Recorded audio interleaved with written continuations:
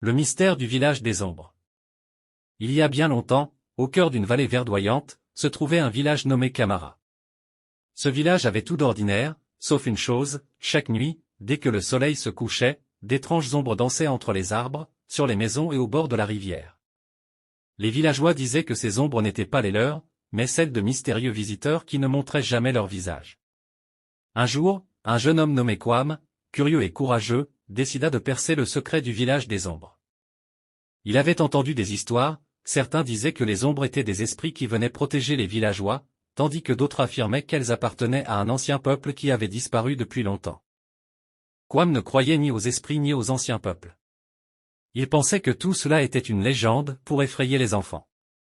Alors, il prépara son sac, prit une torche et partit dans la forêt, bien décidé à découvrir la vérité.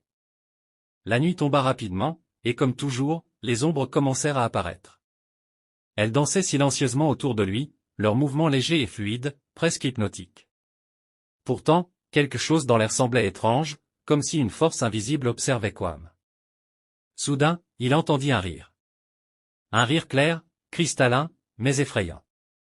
Il se retourna vivement, mais ne vit rien d'autre que les ombres dansant dans le vent. Mais cette fois, elles semblaient s'approcher de lui. « Qui est là » cria Kwam, son cœur battant à tout rompre.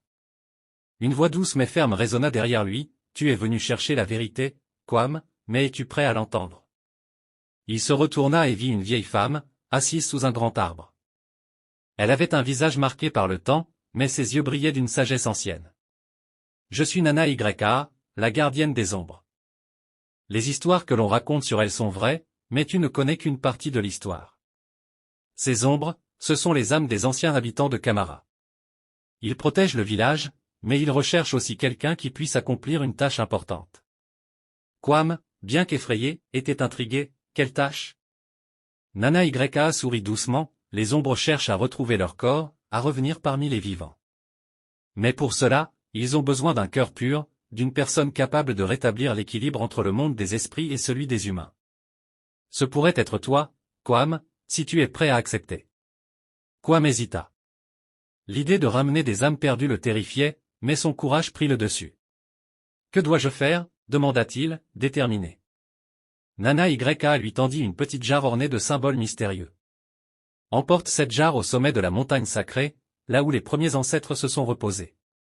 Remplis-la avec l'eau pure de la source qui y coule et ramène-la au village. Mais attention, le chemin sera semé d'embûches, et les ombres te testeront à chaque pas. » Kwam accepta la mission et, armé de son courage, partit vers la montagne.